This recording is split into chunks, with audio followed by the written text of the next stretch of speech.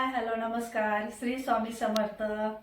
तर चला मी आज ब्लॉग येण्याचं कारण की मी मागच्या दिवाळीची ऑर्गेन्झा साडी वेअर केलेली आहे आणि आमचं त्याच्यावरचं ब्लाऊज शिवून बघा कधी झालं, वर्ष झालं. त्याच्यानंतर आम्ही हे ब्लाऊज शिवलंय. गेल्या वर्षीच्या दिवाळीची साडी आहे ही ऑर्गेन्झा मधली आणि त्याचं ब्लाऊज वर्ष झाल्यानंतर शिवलं गेलं. तर आता आम्ही नेहमीच ब्लाऊज शिवलेले शिवताना दाखवतो ब्लाऊज शिवतोय असं म्हणतो. पण मग तुम्ही म्हणाल नेहमीच सांगता ब्लाऊजचं, पण कधी ब्लाऊज दाखवलंच नाही कधी व्हिडिओ मध्ये. पण सगळ्यात पहिला आमची साडी कशी दिसते ते सांगा. ऑर्गेन्झा मधली साडी आहे. तर साडीचा कसा आहे, सुंदर आहे का ते सांगा. साडी सांगा कमेंट करून कशी. हा आणि हे बघा, या साडीवर कॉन्ट्रास्ट मधलं ब्लाऊज आलेलं होतं.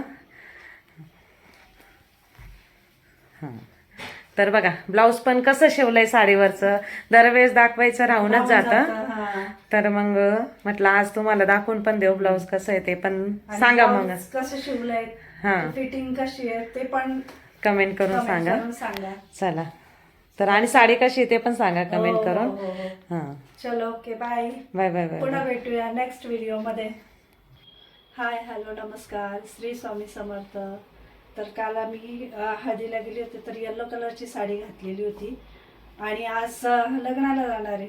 मग लग्नासाठी नारायणपेठ ही साडी घातलेली आहे. तर तुम्हाला कशी वाटते ते सांगा. आणि ब्लाऊज पण आम्ही हे घरीच शिवलेलं आहे. ब्लाऊज शिवत नाही म्हणून आता शिवून झाले म्हणून आता एक साडी आणि एक ब्लाऊज काढतोय. हे बघा, तर हे बघा हे ब्लाऊज घरी शिवलेलं आहे. मग तुम्हाला कसं वाटतंय आमचं शिवणकाम ब्लाऊजची. तर हे बघा हे ब्लाऊज पण आपलं घरी शिवून झालंय. तर कशी वाटते साडी. आणि ही पण नारायणपेठ साडी आहे, पण हिचा प्रकार वेगळा आहे. थोडासा प्लेन आहे आणि त्याला नारायणपेठचे काठ आहे. प्लेन मध्ये सुंदर अशी नारायणपेठ साडी आहे. तर चला आपण अजून याच्या अगोदर पण एक नारायणपेठ व्हायरल नारायणपेठवर बनवलेला होता व्हिडिओ. तर ती साडी आम्ही मिशोवरून मागवली होती. पण मग ठीक होती ती, काही एवढी हे नव्हती क्वालिटी. तर चला आमची कालची ती ऑर्गेन्झा साडी आणि आजची साडी कशी वाटली ते पण कमेंट करून सांगा. आणि ब्लाऊज पण शिवून रेडी झाले ते पण कसे वाटले ते पण सांगा.